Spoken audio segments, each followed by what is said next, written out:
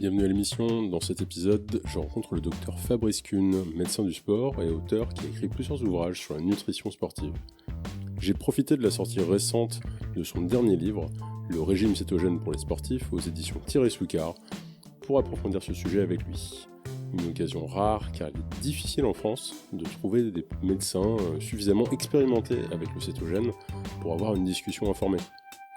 Cet épisode est disponible sur YouTube et en podcast sur toutes les plateformes. N'oubliez pas de vous abonner et d'activer les notifications pour être informé des nouveaux épisodes tous les 15 jours. Profitez-en pour nous laisser un commentaire ou même une note sur votre plateforme préférée. C'est vraiment un plaisir de vous lire. La chaîne YouTube est encore un petit peu triste, mais je vais commencer à ajouter les anciens épisodes petit à petit, en plus des nouveaux. Le serment d'Hippocrate vit avec vos partages. Donc je ne peux que vous encourager à envoyer cet épisode à quelqu'un que vous connaissez qui se pose des questions sur l'alimentation sportive. Allez, place à l'épisode. Bonjour Fabrice, donc bienvenue au podcast. Je t'ai invité pour qu'on puisse parler d'un livre qui est sorti cette année, que tu as écrit, donc, qui s'appelle Le régime cétogène pour les sportifs. Le plus simple, c'est que je te laisse te présenter pour les auditeurs. Déjà, bonjour Ben, bonjour tous les auditeurs, merci pour l'invitation.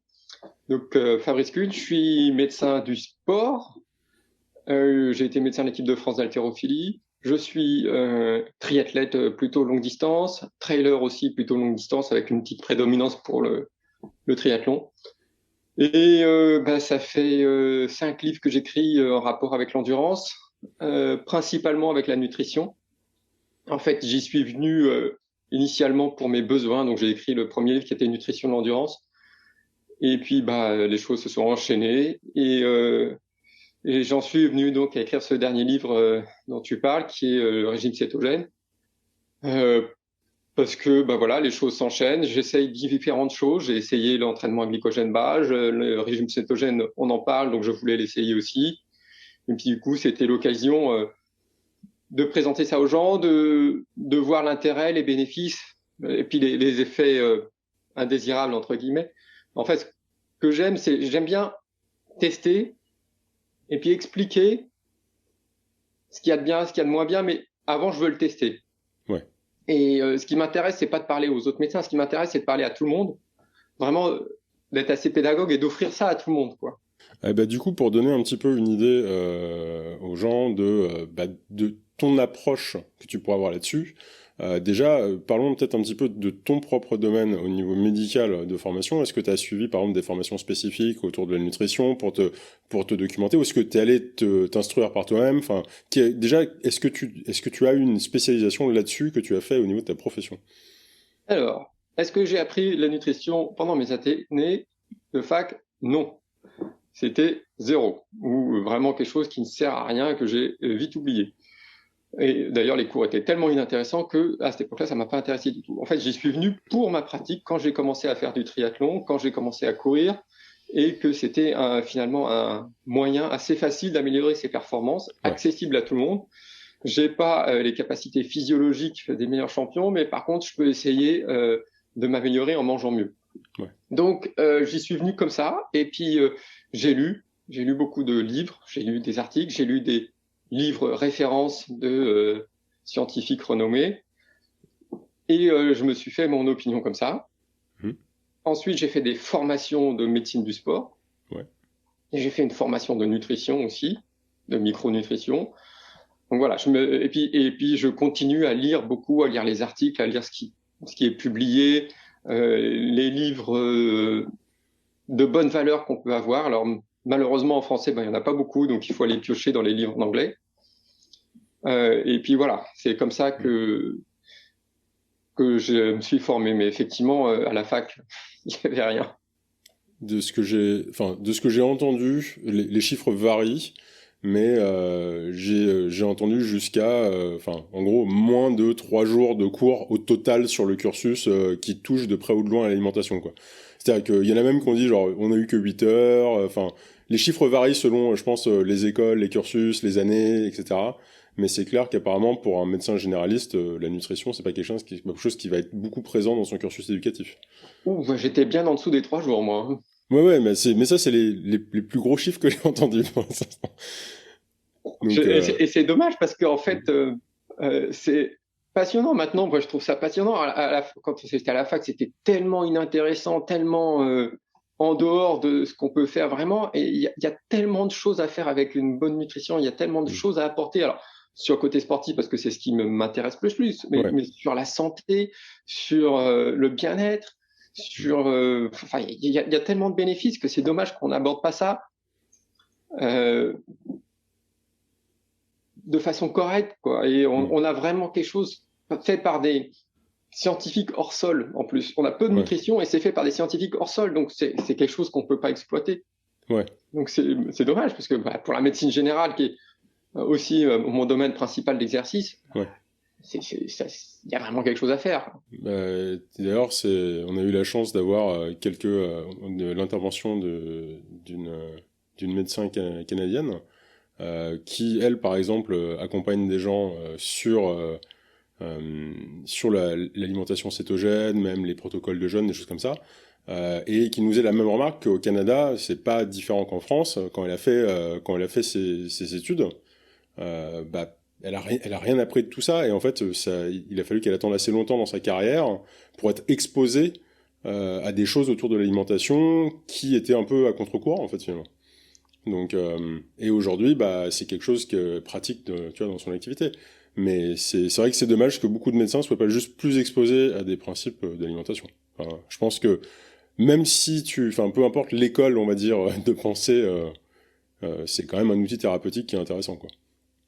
Oui, et surtout maintenant où on a de plus en plus de diabétiques, rien que pour eux, si tu veux, plutôt que d'embrayer directement par un traitement médicamenteux, c'est quand même bien plus intéressant de commencer par rééquilibrer le régime, parce que la plupart, il y a quelque chose à faire et ils ont un bénéfice à en tirer.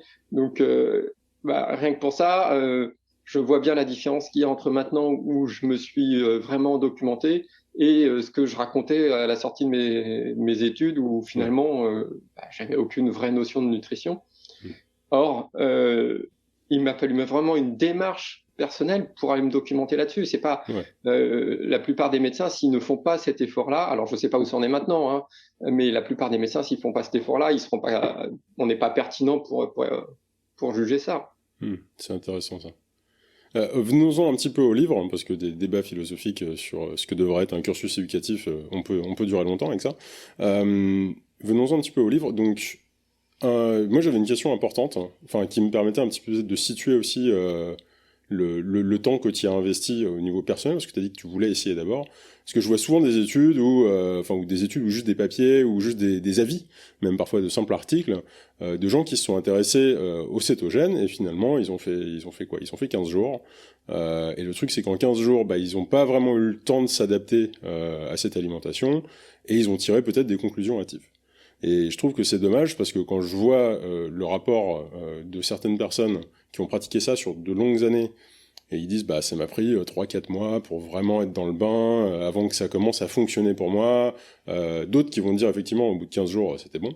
Donc du coup toi t'y as alloué combien de temps dans ton expérimentation personnelle? Alors moi j'y suis revenu plusieurs fois. Il y a une fois où ça n'a pas duré très très très longtemps, j'ai dû faire 15 jours, 3 semaines. Une fois ça a été un peu plus, je me rappelle plus exactement combien de temps, mais j'ai dépassé le mois. J'ai jamais été au-delà de 3 mois, ça c'est sûr. Okay. Parce que au niveau gustatif, ça me convenait pas. D'accord. J'étais en manque de fruits. En fait, moi j'aime beaucoup les fruits. J'étais en manque de fruits, et puis au niveau social, c'est aussi assez compliqué. J'ai des filles qui ont 13 aujourd'hui 13 et 7 ans, et faire des repas un petit peu différents en permanence, c'était assez compliqué. Après, moi, ce qui m'a le plus gêné quand j'y suis, c'est les fruits. Je comprends parfaitement. Moi, j'ai tendance à être cyclique, par exemple. Donc moi, je pratique pas le cétogène, on va en parler, hein, mais on va dire que j'ai une alimentation faible en glucides. Et pendant la belle saison, en fait, je profite des fruits. Pas beaucoup, parce que c'est vrai que j'ai un peu perdu mon palais sucré. Mais c'est quelque chose que j'apprécie énormément. En revanche, en hiver, là où il y en a un peu moins, ou plutôt il y a moins les fruits que j'aime beaucoup. C'est plutôt ça, parce qu'il y en a aussi. Hein.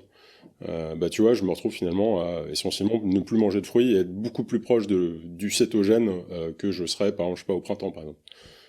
Oui, oui, bah, ça, c'est une question personnelle. C'est Mm. quelque chose qui Mm. doit entrer en compte dans la décision de Ouais. le faire ou de ne pas le faire, de le poursuivre ou de ne pas le poursuivre. C'est une question de saveur parce que pour moi, l'alimentation, qu'elle soit du sportif ou pas d'ailleurs, ne doit pas être privative.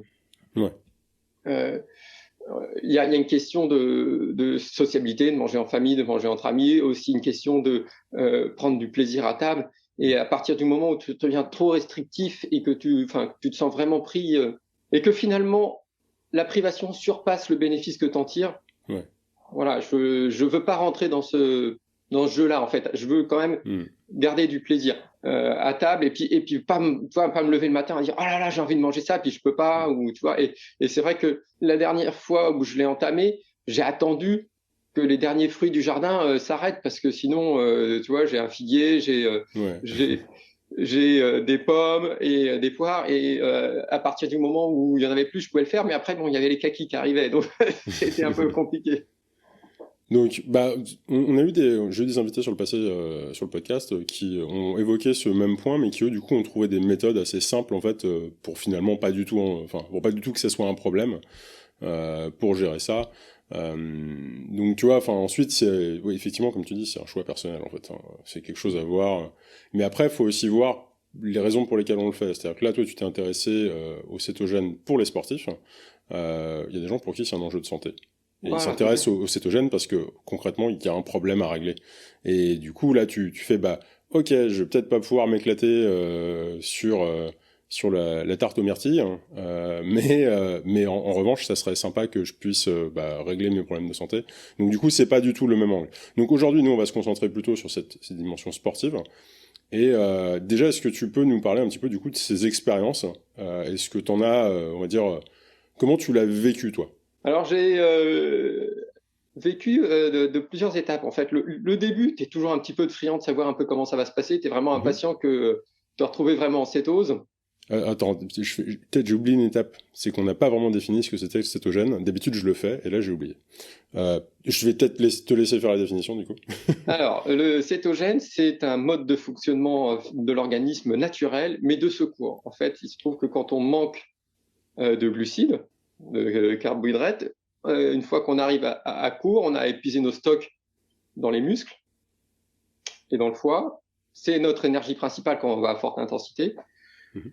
Et ben, le corps est obligé de trouver une solution de secours. Donc, il va fonctionner avec du gras. Le problème, c'est que le gras, on peut s'en servir dans nos muscles, on peut s'en servir partout, sauf dans notre cerveau. En fait, notre cerveau est glucodépendant, il ne sait pas utiliser le gras. Donc, la solution, c'est de produire des cétones. Donc, dans notre foie, une fois qu'on a épuisé notre stock de glycogène, de glucides, on produit des cétones à partir des graisses. Et ces cétones sont une source d'énergie qu'on va pouvoir utiliser dans tout le corps, y compris dans le cerveau. D'accord. D'où l'intérêt du régime cétogène par rapport au régime, au régime low carb, hypoglucidique. C'est que tu as ce bénéfice en plus. Mais par contre, tu as un peu moins de glucides, enfin beaucoup moins de glucides. Donc voilà, le régime cétogène, c'est un mode de secours, mais qu'on peut adapter. Et donc voilà. Du coup, maintenant qu'on l'a défini, revenons-en à ton expérience, excuse-moi. Donc voilà, je me suis engagé d'abord dans ça en me disant, je suis assez ouvert, donc j'aime bien essayer les choses. Donc je me suis dit, bon, je veux tester pour me rendre compte de ce que ça donne. Ça commence à être à la mode. Donc voilà, je me suis renseigné comment faire, j'ai essayé. Finalement, tu penses que... Alors, j'ai un regard un peu biaisé parce que avant de le faire, j'ai regardé les études. Ouais. Donc je savais vraiment à quoi m'attendre. Ouais. Et puis initialement, je me suis dit, finalement, même si je mange pas de glucides, je peux quand même aller vite, je peux quand même accélérer. Parfois, je me suis surpris sur des séances où finalement, c'était pas si mal que ça. Donc j'ai poursuivi un peu. Ensuite, j'ai voulu me tester sur une séance de natation. Donc j'ai enchaîné un 1500 mètres en papillon. Parce que j'étais parti sur 100 mètres et puis ça passait bien et j'ai enchaîné. Et j'ai été surpris parce que j'étais obligé de m'arrêter parce que le temps passait, mais pas parce que l'organisme disait C'est stop, parce qu'il quoi. fallait rentrer à la maison, c'est ça? Ouais, voilà. Et puis donc j'ai enchaîné. Alors certaines séances, effectivement, j'arrivais pas à accélérer ou je me sentais un peu bridé. Alors ça avançait bien, mais pas aussi bien que je voulais. Ouais. D'autres Est-ce que séances, tu parles c'était du un coup de peu. séances est-ce que tu parles de séances qui sont plus intenses à ce moment-là Non, ou... même pas. D'accord, Étonnamment, c'était certaines séances d'endurance pure d'accord, où je me trouvais un peu bridé. ok. Euh, Après, je trouve que ça passait plutôt bien en fait. Hein. C'était quand même Ouais. Là, on est assez d'accord agréable. qu'on regroupe tes différentes expériences. C'est pas Oui. une seule période, hein, c'est ça? Ouais. Ouais. Bah, sur la première période, j'ai fait 1000 mètres pape et sur la deuxième, j'ai fait 1500 Ouais. parce que je voulais me tester plus, quoi. Ouais. Mais ça revient à peu près au même nom. Mais parfois, c'est vrai que j'étais surpris de la facilité et parfois, sans raison, sans que je comprenne pourquoi, bah, je me sentais bridé. Ouais. Après, j'ai jamais eu le courage de l'essayer en course. D'accord. En compétition, j'ai pas franchi le pas parce que je fais tellement peu de compétitions que quand je fais des compétitions, je me permets pas de prendre le risque. Oui, et aussi parce que c'est pas quelque chose que tu pratiques vraiment sur de la longue durée, donc t'as peut-être pas aussi, enfin t'as pas forcément le temps, enfin t'es pas forcément complètement adapté, donc il y a toujours un risque que tu sois un peu entre les deux. Ouais, ok. Tout à fait. Non, Donc je, voilà je un peu comprends parfaitement. le bilan de mes expériences. D'accord.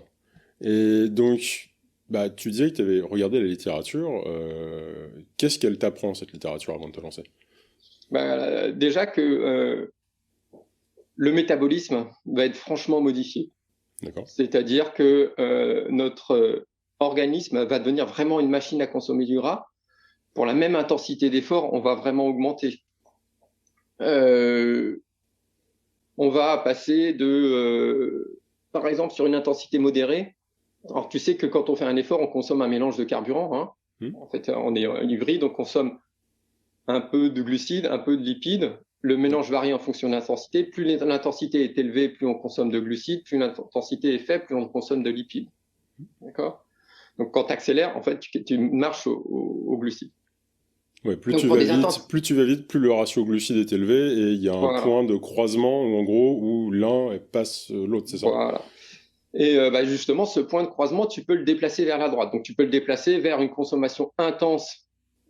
Enfin, ton point de croisement, tu peux le déplacer vers une intensité plus élevée. Donc, au lieu d'être à ton point de croisement, au lieu d'être à 56% de ton intensité max, Hmm. il peut se trouver à 88% chez les sportifs en mode cétogène. Donc, J'avais un petit l'intérêt, graphique que je mettrai dans les notes de l'émission qui expliquait ce déplacement justement et ce point de croisement. Je pense que ça aidera pour ceux qui n'arrivent pas forcément à suivre, en tout cas d'avoir un visuel. Mais cette idée, ouais, que tu as un ratio en fait et que en fait, enfin, plus tu vas brûler de glucides, moins tu vas brûler de lipides et inversement. Et en fait, ça dépend de l'intensité de l'effort que tu fournis en fait. Mais voilà, tu ça peux dépend de l'entraîner l'intensité. pour aller plus loin dans l'effort. Voilà, ça te permet d'économiser tes glucides pour aller plus loin. C'est ça. Bon, alors tu peux le modifier par ton régime alimentaire, donc le régime cétogène le modifie vraiment intensément. Ouais. Tu peux le modifier au jour le jour, hein, parce que en fait, plus tu vas sécréter d'insuline, donc plus tu manges de glucides, même en étant en régime hors cétogène, plus tu vas le déplacer vers la gauche, donc tu vas être un effet inverse. Ouais. D'accord. euh, L'entraînement te le déplace vers la droite, donc vers un bénéfice. Ton entraînement en endurance te le déplace vers la droite. Donc, toi, il y a pas mal de façons de le modifier. Du coup, enfin, quand tu parles de l'entraînement, moi je pense automatiquement à plusieurs trucs, mais dont la méthode Mafton, cette idée de s'entraîner en dessous d'un certain rythme cardiaque qui a pour but du coup d'être en gros en dessous de ton seuil, enfin je sais plus quelle est la terminologie, mais enfin, en dessous du seuil d'oxydation, enfin Il est à optimal, 80%, ouais. 85% à peu près, C'est ça, 80%. puis l'idée de Mafton, c'est de te donner une marge de sécurité, donc plutôt que d'être à 75, c'est plutôt à 70, et puis, donc en fait, tu t'entraînes vraiment en dessous, pour du coup maximiser, c'est ça, l'adaptation du corps, mais au niveau de l'entraînement. Alors, en fait, les deux, que tu fasses du fractionné ou de l'endurance, tu vas le déplacer vers la droite. D'accord. Peu importe. Donc même avec un effort plus Ouais, intense, ça aura un effet, c'est ça? ouais. Ok, Parce que ton organisme, il apprend à mieux s'organiser. En fait. Donc ça, ok, c'est quelle que soit ton intensité d'effort. d'accord. Et ça a un poids équivalent par rapport à l'alimentation, ou est-ce qu'il y en a un qui pèse beaucoup plus que l'autre? Je sais que c'est Je pas ne facile à saurais pas quantifier te comme ça. dire Ouais, la différence d'intensité entre les deux, lequel est le plus marquant. Je pense que ça dépend de ton point de départ. ouais, d'accord. Si tu manges très mal et que tu t'entraînes beaucoup, ben, à mon avis, ça sera surtout de modifier ton alimentation. Tu vois, D'accord. Ouais, bien sûr, bien sûr. et puis il y a aussi une question d'individualité. Ouais. Mais en fait, en même temps, il faut que tu saches que la plupart des adaptations que tu crées à l'entraînement sont les mêmes que tu crées avec ta nutrition. Hein. Finalement, le jeûne thérapeutique que tu peux faire, ou l'entraînement à glycogène bas, ou tout ça va stimuler des enzymes, va stimuler la production d'enzymes, va stimuler des cycles d'adaptation biochimique qui sont les mêmes que le sport. D'accord. En fait, les filières sont les mêmes. Donc, voilà, en fait, on met deux choses différentes, mais tu travailles un peu sur la même chose. Ouais. Donc, c'est l'intérêt de l'entraînement à glycogène, enfin, l'entraînement du régime cétogène, c'est de déplacer ce point de croisement vers la droite avec vraiment une grosse intensité d'utilisation des graisses. Ouais, d'accord. Et l'autre intérêt qui n'est pas négligeable, c'est que tu es capable de trouver un carburant pour ton cerveau aussi. Oui, pour pas se retrouver à court de carburant pour le cerveau et du coup d'être un peu mou du bulbe. Ouais, et en fait, tout ça, et c'est pour ça que les gens qui sont en régime cétogène se disent qu'ils ont l'impression d'être vraiment que le cerveau tourne bien, quoi, d'avoir une certaine clairvoyance. En fait, c'est un mode de fonctionnement qui est hérité de notre passé chasseur-cueilleur d'il y a des centaines de milliers d'années, où finalement on peut se retrouver avec des périodes de famine. Et il fallait pouvoir fonctionner autrement sans avoir à manger, d'où l'intérêt du mode cétogène. Ouais, et j'avais vu d'ailleurs, alors je crois que c'est peut-être le professeur Finet qui fait partie un peu des pontes du cétogène, en tout cas au niveau des chercheurs, qui avait pris comme exemple les études qui ont été menées sur les Inuits, et il disait, les Inuits, en fait, eux, ils pouvaient vivre leur vie complète sans jamais voir le moindre sucre, parce que il y avait pas de plantes. Et eux sont la preuve que l'être humain peut. Ça veut pas dire que ça voulait pas forcément dire que c'était optimal, mais ça voulait dire que l'être humain pouvait en fait finalement fonctionner avec zéro glucide grâce à ce mécanisme. Donc ils ont quand même une certaine ancienneté. Donc j'avais trouvé ça intéressant de se dire ah oui, on peut vraiment aller dans le potentiellement. Après je suis sûr qu'ils sont peut-être un peu adaptés à ça quand même malgré tout. Mais c'était intéressant de voir que ils arrivaient en fait à vivre des vies complètes. Finalement sans avoir accès à une source de glucides. Mais je trouve ça intéressant qu'on peut vraiment avoir les extrêmes en fait. Oui, et puis on peut avoir tout ce qu'il y a entre les extrêmes. Bien sûr. Non, mais voilà, mais en fait notre organisme est très polyvalent finalement. Hein. Comme dans le sport, on est capable de faire de la force, de la vitesse, de la musculation. On n'est jamais les meilleurs dans un domaine, sauf l'endurance. Par rapport aux autres animaux, mais on est très polyvalent et en fait c'est quelque chose qui me tient à cœur, c'est qu'il faut savoir utiliser cette polyvalence. On est polyvalent au niveau nutritionnel, parce que tous les régimes sont tous variés, quoi. Ce que tu manges n'est pas ce que je mange, et c'est pas ce que mange un Inuit dont tu parlais, et c'est encore pas ce que mange un aborigène ou je ne sais quoi. Et on a vraiment cette polyvalence à s'adapter un petit peu à tout. Et du coup, il faut retenir ça, c'est important dans notre façon de manger. Il y a aussi des choses que toi, tu vas tolérer, que moi, je ne vais pas tolérer, des modes alimentaires que toi, tu vas tolérer et moi, je ne vais pas tolérer. Et il faut savoir être à l'écoute de son corps et de se dire, ah, ça me va, ou ça me va pas. Et finalement, utiliser ça. Et c'est pour ça qu'il ne faut pas non plus toujours se braquer sur un tel a dit ça, je vais l'utiliser, ça va me servir. Non, un tel a dit ça, peut-être que ça peut m'être utile. Ouais. Mais peut-être pas. Et il faut pas se braquer. Malheureusement, on voit ça. On voit ça, des gens qui sont. Je vais faire ça parce que n'importe quoi. Djokovic, je vais me mettre au régime sans gluten parce que Djokovic, il a gagné le régime sans gluten. Ah oui, mais peut-être que pour moi, c'est pas ça. Moi, j'ai vu aussi des patients qui suivaient un régime. Qui avaient des maladies chroniques graves comme une spondylarthrite ankylosante et qui vivaient un régime qui mangeaient n'importe quoi. Je leur dis mais vous avez essayé ça? Ils me disent non parce que, oui j'ai essayé mais mon médecin m'a dit que ça marchait pas. Ah. Et vous étiez mieux avec ou pas? Bah oui j'étais mieux. Bon alors peu importe. Si pour vous ça marche, peu importe ce que dit votre médecin. Si vous ça marche, vous vous sentez mieux, vous avez moins de douleur, faites-le. Et donc voilà, faut vraiment tenir compte de cette polyvalence et de cette individualisation de chacun. Oui bien sûr. C'est ça en fait. Je pense que c'est aussi le risque avec, tu sais, les alimentations trop catégorisées. Tu vois ce que je veux dire? Lorsque tu cherches trop à rentrer dans une boîte et tu dis il faut que je fasse ça à tout prix.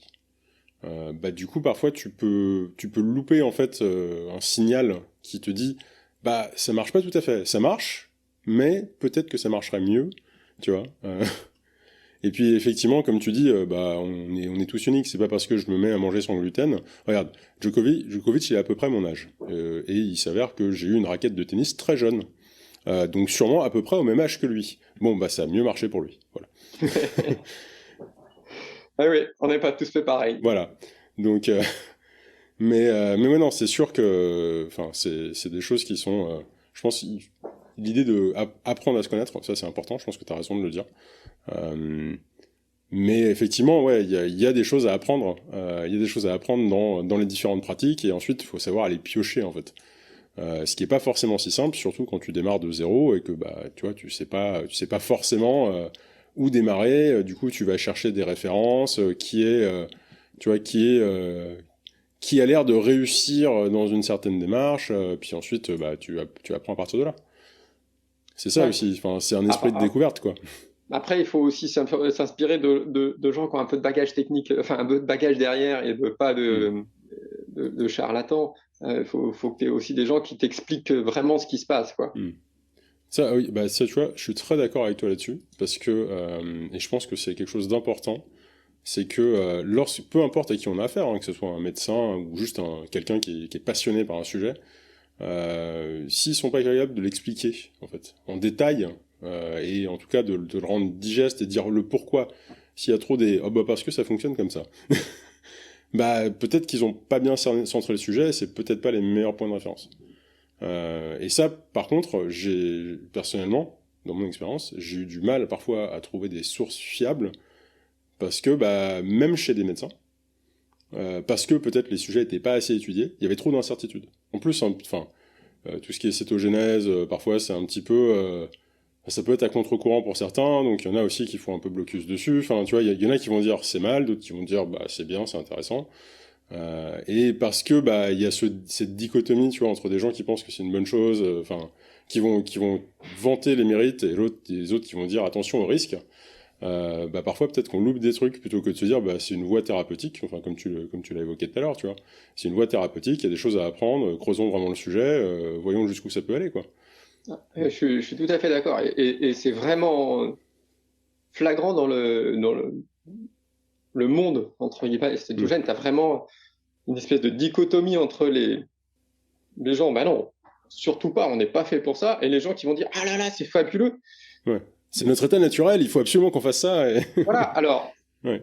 c'est un état naturel, certes, qui peut être fabuleux pour toi, mais peut-être pas pour les autres. Bon, d'ailleurs, les études montrent que finalement, au côté sportif, quand tu regardes là-dessus, en gros, tu as 10-15% des gens qui vont en profiter. Tu en as une bonne partie qui va pas en profiter beaucoup.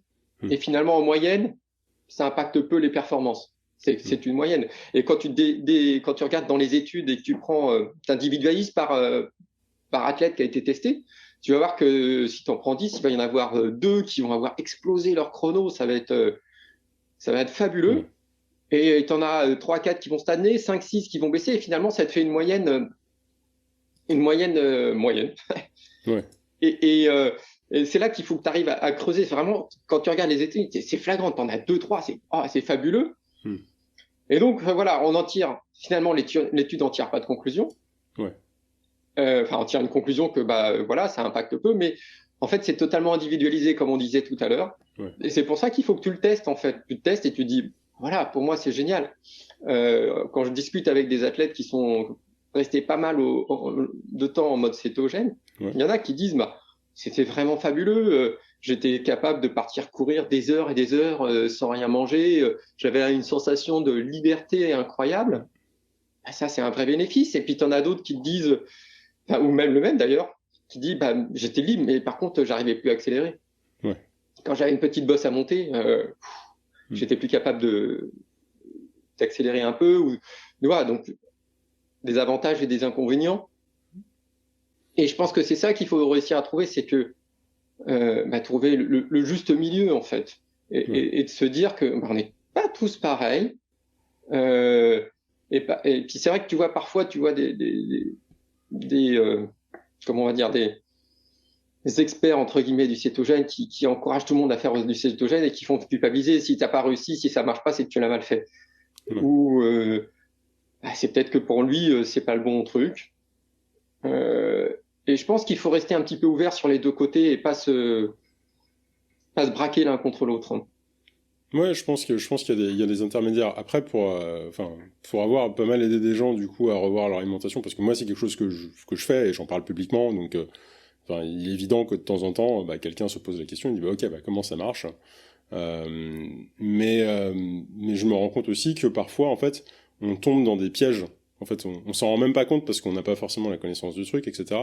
Donc, par exemple, dans le cétogène, tu as tout un marché alternatif, on va dire, pas alternatif, tu as tout un marché, en fait, de produits dérivés. Donc, c'est vraiment des produits qui sont estampillés céto. Effectivement, il n'y a pas de glucides dedans. Là, ça m'est arrivé, tiens, pas plus tard que l'autre jour. Moi, j'adore le kombucha. Je vais bien faire mon bobo parisien là-dessus. Je suis un grand fan de kombucha. Et j'en ai acheté et il y avait du sucrant dedans. Alors oui, du coup, ce sucrant fait qu'il y a quasiment pas de glucides dans le produit. En revanche, il va stimuler mon insuline et donc du coup, il va péter ma cétose. Pourtant, j'ai déjà vu des produits comme ça, estampillés cétogènes. Alors en France, pas trop, parce qu'on n'a pas trop cette idée de mettre les logos, tu sais, genre Ouais, c'est tout, j'ai keto-friendly. jamais vu en France, moi. Ouais, mais au Canada, on fait ça, donc étant canadien. Au Canada, t'as ça, tu vois, et ça va être estampillé. Un produit comme ça serait marqué keto-friendly, parce que effectivement, tu as essentiellement pas de glucides dedans.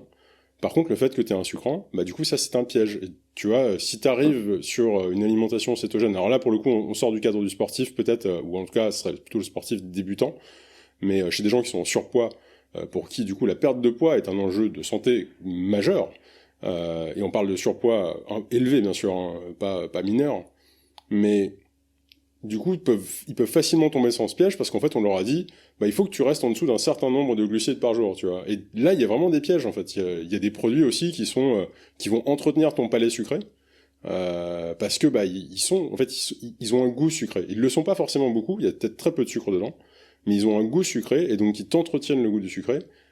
Et en fait, t'arrives pas vraiment à te sevrer, donc au bout de X temps, tu craques. Tu vois, tu peux pas. Enfin, tu vois, je pense il y a aussi des choses comme ça. T'as aussi des pièges, en fait. Alors, c'est un peu le piège, mais ça, ce piège-là, tu le rencontres dans plein d'autres types de régimes, entre guillemets. Euh, c'est le piège des ersatz, en fait. Quand Mm. tu fais quelqu'un qui est au régime sans gluten, parce qu'on en a Ouais, parlé tout à l'heure, ouais, et qui va aller prendre des produits sans gluten, certes, il n'aura pas de gluten, mais ouais. nutritionnellement, ça peut être très mauvais. Ouais, il y en a qui sont Euh, affreux, hein. voilà. Mais ils vont l'acheter parce que c'est sans gluten. Ou alors, tu Mm. vas avoir des gens qui vont aller acheter du bio parce que c'est du bio et finalement, nutritionnellement, c'est une catastrophe. Et en fait, je pense que ce qu'il faut, c'est que quand tu changes de mode alimentaire parce que tu veux faire quelque chose, il faut que tu changes de mode et que tu n'essayes pas de retrouver ce que tu mangeais avant. Ouais. Euh, voilà, si tu passes au sans gluten, va pas essayer de retrouver des pâtes enfin, des pâtes c'est facile parce que tu peux les faire avec du sarrasin, mais Ouais. va pas essayer de retrouver du pain parce que ton pain que tu vas avoir, il sera catastrophique. Il sera pas pareil, en tout cas. Même si, enfin, après, j'ai Voilà, jamais mais vraiment essayé, mais enfin, non, mais il sera ouais, pas. Ouais, puis ouais, surtout nutritionnellement, en général, il est pas terrible. ouais. Euh, et tu seras pas en carence si tu manges des lentilles à la place de manger des pâtes. Mm. Il faut, je pense que les gens ils se rendent pas compte de ça, mais enfin pas tous. C'est que quand tu entres dans un mode comme ça, il faut que tu changes aussi ta façon de penser. Mm. Et après, pour revenir sur la souplesse de ce que tu dois vivre, j'ai une personne que j'ai suivie un peu là, qui a voulu se mettre au régime cétogène, euh, n'a jamais réussi à être en cétose en D'accord. limitant beaucoup les glucides. Alors c'est parce qu'il mangeait trop de viande. D'accord. Euh, Logique, hein, parce que quand tu manges trop de protéines, en fait, finalement, tu vas faire de la néoglucogénèse avec tes protéines, Mm. et donc tu vas fabriquer des glucides, et finalement, Ouais, tu tu te retrouves produis plus quand en même de carence de glucides. l'insuline, et ouais, exactement. Ouais. Ouais. Voilà. Et donc finalement, il a résolu son problème en disant, je mange pas de féculents, je mange mes légumes comme j'en ai envie, je mange ma viande comme j'en ai envie, et j'ai perdu du poids. Ma santé Mm. est meilleure, j'ai perdu du poids, je suis pas en cétose, mais j'ai atteint mon objectif. Mm. Je continue à perdre du poids sans me priver. Ouais. Dans un Et, objectif santé, oui, enfin, à ce et moment-là, voilà. c'est l'objectif. Exactement. Voilà. Et donc, je pense qu'il faut aussi rester à l'écoute de ça et dire, oui, il n'est pas en cétose. Et alors, c'est quoi Mm. le problème du moment qu'il va bien? Bah oui, il vaut mieux un pas vers le mieux que l'inverse. Ouais, surtout qu'il a fait 3 pas, lui, parce qu'il a dû perdre 16 kilos. en 6 mois et il continue et il se sent bien dans sa peau. Ça, ce que tu décris en plus, le truc de la surconsommation de protéines, enfin moi je l'ai vécu. Tout simplement parce que j'étais extrêmement en surpoids à une époque, donc clairement j'ai dû développer de la résistance à l'insuline. Donc le fait d'avoir, du coup de produire en fait beaucoup de glucose des protéines que je mangeais, c'était un vrai problème. Et c'est quand j'ai réussi à trouver l'espèce de bon ratio, tu vois, que là j'ai vraiment remarqué, enfin je dis bon ratio, j'étais pas en train j'ai jamais pesé ma bouffe, hein. Mais c'était juste dire bon je vais faire un peu plus de ça, un peu plus de ça. Quand j'ai trouvé le bon ratio, effectivement, tout de suite, je fais ah bah là, maintenant ça marche, tu vois. Là, pour le coup, je savais pas si j'étais en cétose, mais bon, je me doute bien parce que j'ai fondu comme neige au soleil. Donc, effectivement, il y a quelque chose comme ça. Donc, ouais, si t'es vachement sensible au glucose, bah c'est sûr que. Voilà, mais alors tiens, je reviens sur ce que tu as dit. J'ai jamais pesé ma bouffe. Alors moi, je la pèse jamais. Moi, je suis feignant, c'est tout. Ça, c'est ma Non, réponse. non, non, C'est pour ça que mais je fais rien. Je calcule rien, je mesure rien parce que j'ai la flemme. Voilà. alors moi, je l'ai faite pour rentrer en cétose et pour me rendre Ouais. compte. Bah, pour être sûr que tu le faisais bien aussi, j'imagine, non? Voilà, pour Ouais. me rendre compte que je le faisais bien et pour me rendre compte de ce que je recommandais comme aliment. Je ne faisais pas Hmm. en disant tiens, du moment où je prends une gamme de salade, machin. Je Ouais. voulais me rendre compte, donc j'ai pesé. Bon, après, en fait, c'est peut-être un biais qu'on peut trouver aussi, enfin, une difficulté qu'on peut trouver, c'est qu'il faut peser tout au début si on ne sait pas trop. Hmm. Mais je pense, tu te pèses au début, puis après, après, tu sais à peu près ce que tu te rends compte de ce que finalement, en une semaine, tu te rends compte de ce que tu as le droit de manger, Oui. et puis le tour est joué. Oui, c'est uniquement si tu arrives sur de nouvelles choses qui ça vaut le coup du coup de. Ouais. Voilà. Mais c'est vrai que on recommande souvent de voilà 30 grammes machin et ça effraie les gens. Non, je pense qu'il Ouais. faut se rendre compte qu'au début c'est un petit peu compliqué, c'est un peu laborieux, et puis finalement Ouais. ça va passer parce qu'après t'as le coup, tu sais ce qu'il y a à faire et puis voilà. Alors du coup, qu'est-ce que tu as utilisé? Alors, donc pour t'assurer que tu étais en cétose, est-ce que toi tu as utilisé les bandelettes, les trucs comme ça, enfin Ouais, le. ouais, j'ai un testeur au bout du doigt Ouais. et je testais la glycémie et l'acétonémie 3 fois par jour. D'accord. Bon, ça fait un peu, ça trouve un peu les doigts, mais au moins ça permet de se rendre compte Ouais, bah non mais c'est et ça, de avoir s'assurer qu'on donné. est vraiment en cétose. Ouais.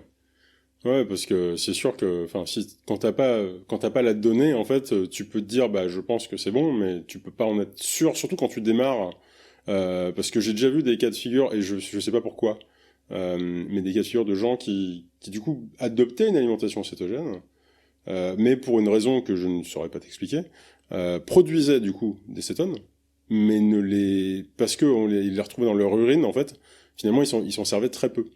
Ils savaient peut-être pas encore, enfin leur corps c'était peut-être pas encore adapté à bien les utiliser ou quelque chose comme ça. Ouais, alors ce qu'il faut comprendre, c'est que donc les cétones, même quand t'es pas en régime cétogène, t'en produis, d'accord? Ouais, Dès que tu vas aller t'entraîner, si tu reviens, tu vas avoir un peu de cétones. d'accord. Les gens qui vomissent beaucoup Ouais, produisent des cétones. Soit les bandelettes urinaires où je vois le plus de cétones, ce sont les gens qui ont vomi 3, 4, 5, 6 fois et que je vois le lendemain matin et qu'on n'a pas remangé depuis et qui ont des cétones. Ils sont pas en cétose. ouais, D'accord? Parce ils ont mangé la veille et tout, donc ils sont pas en cétose. Donc, tu produis naturellement des cétones. d'accord. Après, tu as une faculté à les utiliser qui est variable. Si tu t'entraînes, tu apprends à les utiliser parce que quand tu t'entraînes, ton organisme apprend à utiliser tout ce qui lui passe sous la main. D'accord? Si Ouais, tu te mets en cétose, tu vas apprendre à les utiliser. En fait, les cétones sont les régulateurs des mécanismes de leur production et de leur utilisation.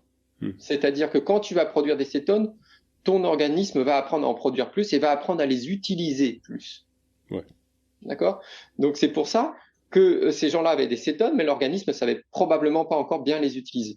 Je pense que c'est ça la réponse à Hmm, des choses. Et donc voilà, en fait c'est un cercle vicieux. Hein. Tu apprends à les ouais, utiliser, tu progresses et voilà. Mais tu hmm, produis naturellement des cétones régulièrement. hmm.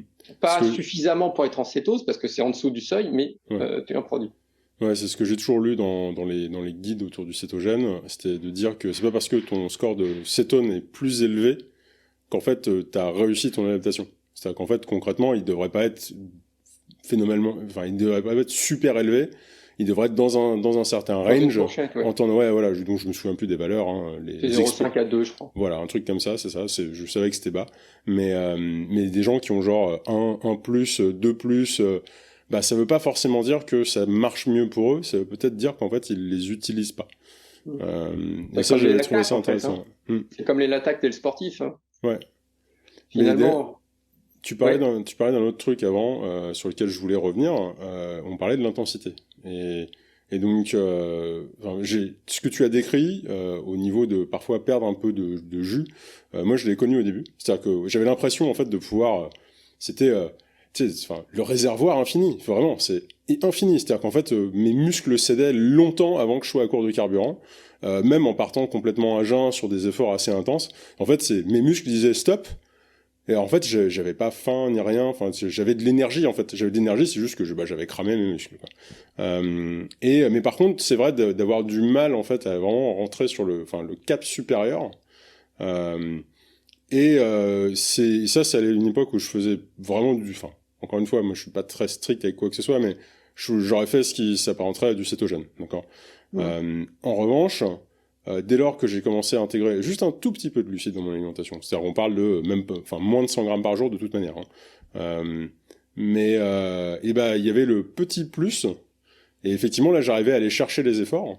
Et même quand j'ai essayé du coup des régimes plus protéinés, le problème dont je parlais tout à l'heure, mais enfin ça s'est présenté différemment on va dire, d'avoir un peu plus de protéines et donc de fait plus de glucose. Finalement en fait ça répondait complètement à ce besoin d'intensité. Et donc du coup, c'est vrai que d'avoir un truc un peu hybride, moi j'avais trouvé que c'était le bon compromis. Mais par contre, à force de suivre des alimentations très faibles en glucides avec le temps, j'ai fini par la débloquer en fait cette intensité. C'est-à-dire que maintenant je l'ai, enfin elle est Mhm. là, j'arrive à aller chercher mes intensités que j'avais avant, on va dire, enfin avant, ça date maintenant, mais tu vois, j'arrivais à les retrouver. Peut-être qu'elle serait plus élevée, enfin j'aurais peut-être plus d'intensité effectivement si j'avais plus de glucides dans mon alimentation, j'en sais rien. Mais en l'occurrence, je mange comme ça me plaît. Hein, moi, je me prends pas la tête. Mais, euh, mais par contre, avec l'entraînement, en fait, j'ai réussi à la récupérer. Tu vois, enfin, après Ouais, l'avoir ouais. très clairement perdu. Hein, je veux dire, il y a aucun doute là-dessus. Je n'avançais pas. Alors, Bah, j'ai jamais été très rapide, mais là, clairement, c'était la cata. a priori, tu as trouvé le régime qui te convient. Mm. Ce qui est possible aussi, c'est que finalement, tu es un modèle hybride entre le régime cétogène et l'entraînement à glycogène bas. Je fais quasiment la totalité de mon entraînement à jeun. Parce qu'en fait, je suis pas du genre à manger du matin et je fais tout mon sport le matin. Donc, du coup, je suis quasiment toujours à jeun et que ce soit une séance d'1 heure ou une séance de 6 heures. C'est le régime qui te convient, a priori, Mm, pour le moment, mm, donc il faut continuer. mm. Après, est-ce que tu t'alimentes pendant tes efforts ou pas? C'est des efforts très longs, parce que moi je suis plutôt pratiquant du coup d'ultra trail. Mhm. Effectivement, si je suis parti pour aller faire plus de 24 heures d'efforts, c'est évident que je vais manger pendant. Non, mais quand tu Euh, t'entraînes, si tu vas t'entraîner une à sortie, l'entraînement, quasiment jamais. et si tu pars C'est 3 heures, si tu pars combien 3 heures, tu m'as pas mangé pendant 3 heures à l'entraînement? Bah non, tu vois. Et je l'ai toujours bien vécu. Hein, je veux dire, après, encore une fois, hein, je te dis, si c'est pour aller le faire en compétition, bah là pour le coup, il y aura un petit apport alimentaire, mais qui est minime. Mais tu vois, Alors enfin, moi, ce que je ferais dans ce cas-là, c'est que si toi, tu te sens je bien suis pas comme là pour ça. faire ma consultation. Hein, je prenais Ouais, ça ouais, comme, mais je non, me non, mais prends c'est comme quelque exemple chose parce que qui, je connais mon cas de figure. Hein. mais non, mais c'est quelque chose qui peut arriver à d'autres Mm, personnes aussi, hein. mm, Moi, ce que je pense que ce qu'il faut dans ce cas-là, en fait, c'est, si tu veux, il y a l'entraînement digestif qu'il faut faire avant, mm, qui est efficace. Comme ton organisme, ton intestin est capable de s'entraîner, mm, et si tu lui mets une contrainte, mm. c'est-à-dire que si tu le fais du fractionné digestif, on va dire, parce que Ouais. si tu fais quelques séances avec énormément de glucides, alors c'est plus de 90 grammes par heure, Mm, d'accord? Donc pour te rendre compte qu'un bidon de 500 millilitres de boisson de l'effort, c'est 30 grammes à peu près, un ouais. gel c'est 20 grammes, une banane c'est 20 grammes, une barre de céréales c'est 20 grammes. Donc tu vois, Ouais. 90 grammes en 1 heure, Mm, c'est un bon volume. ouais. Et si tu lui fais ça plusieurs fois, tu vas augmenter ton nombre de transporteurs intestinaux Mhm. au glucose, ce qui fera que quand tu t'en feras ta compétition, tu seras capable de mieux assimiler ce que tu as Ouais. ingéré. Et si c'est mieux assimilé, c'est moins de troubles digestifs Mm, et c'est plus de glucides disponibles pour l'effort. Donc toi, mm, tu peux, à mon avis, dans ce que les gens qui font un peu comme toi peuvent s'entraîner comme ça, mais par mm, contre, sur certaines séances, rajouter des glucides avant les compétitions pour pouvoir vraiment, quand tu vas en avoir mm, besoin en compétition, être capable d'être plus disponible. Et tu vois, c'est encore de la mm. flexibilité, de la polyvalence. Ouais, Notre c'est ça. organisme, il est polyvalent, il est Mm, capable d'utiliser tout, les lipides comme toi tu le fais, mais il faut aussi lui conserver cette capacité d'utiliser les glucides parce que mm. quand tu es dans le dur, tu en as besoin. Ouais. Et donc, ce qui est intéressant, c'est vraiment de profiter de cette polyvalence.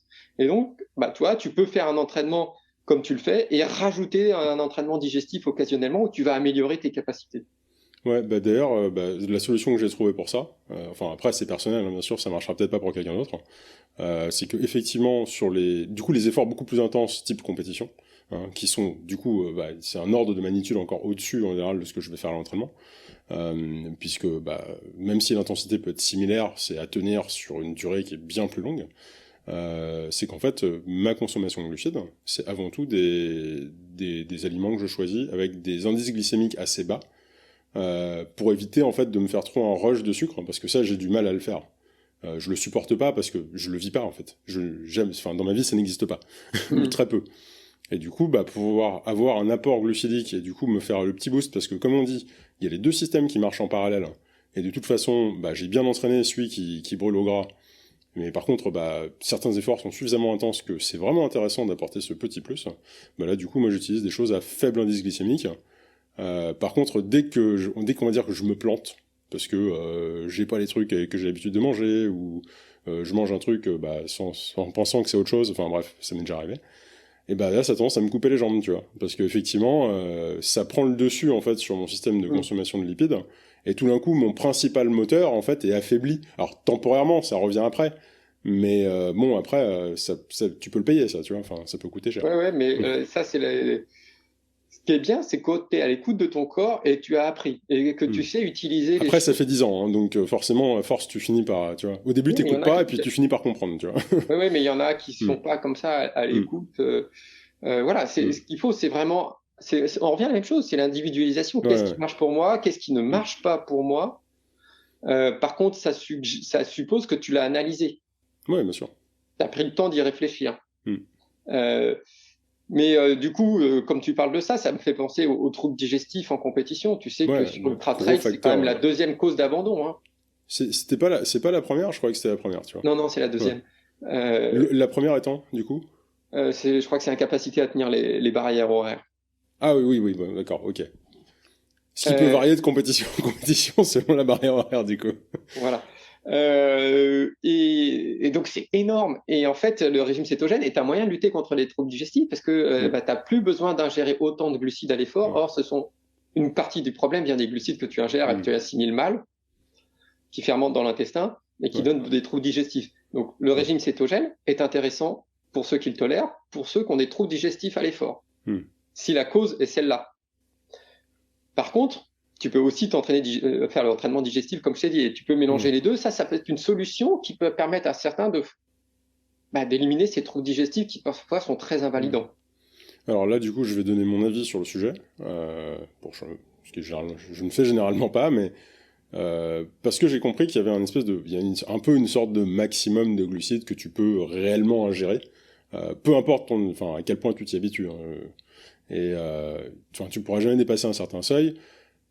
Je trouve qu'il est peut-être plus intéressant de pouvoir en manger moins et quand même produire, plutôt que d'essayer de repousser cette limite qui de toute façon a une limite haute que tu ne franchiras jamais de toute manière parce que c'est métaboliquement impossible. Parce que tu peux pas toujours aller plus de glucides, quoi. Je trouve que c'est plus intéressant de se dire, mais ça c'est mon avis, après ça n'engage que moi, mais de baisser un peu en fait ce besoin glucidique, et du coup de développer la filière lipidique. Et après, t'es pas obligé de faire forcément du 100%, tu vois, lipide. De toute façon, tu le fais pas vraiment. Mais du coup, je trouve ça plus intéressant, en fait, de développer la filière lipidique et du coup, de se dire, j'ai besoin d'ingérer moins de choses. Parce que la manière dont je l'ai compris, et tu me diras, du coup, si mon analogie est pertinente, que la digestion, du coup, nécessite un effort considérable. Ça nécessite beaucoup d'énergie, beaucoup de ressources, en fait, pour le corps. Et c'est très difficile, du coup, d'allouer beaucoup d'énergie à la digestion. Et en même temps, à l'effort que tu dois fournir. Par exemple, imaginons, on court un marathon, décider de se détendre un gâteau sport au kilomètre 30, ça risque d'être compliqué ensuite de tenir le rythme.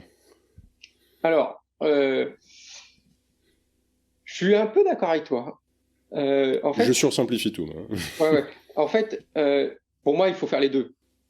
Ouais. Pour moi, il faut améliorer ton organisme à consommer plus de gras. Ça, c'est clair. Mais il ne faut pas le bloquer en sens inverse, il faut que tu puisses utiliser les glucides. Tu as un maximum de glucides que tu peux assimiler. Le problème, c'est que ce maximum dépend de ton régime alimentaire et de ton entraînement. Ouais. Si tu es au régime, si tu t'entraînes digestivement, tu vas améliorer cette capacité. D'accord. D'accord? Alors, en gros, on dit qu'on peut assimiler 50 à 80 grammes de glucides par heure pour la Ouais. plupart des gens. D'accord? Durant l'effort. Ouais. D'accord? Or, notre organisme, il va consommer bien plus que ça. Ouais.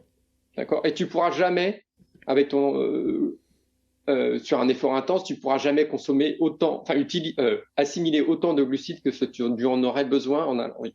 Ouais. D'accord? Par contre, tu peux améliorer tes capacités.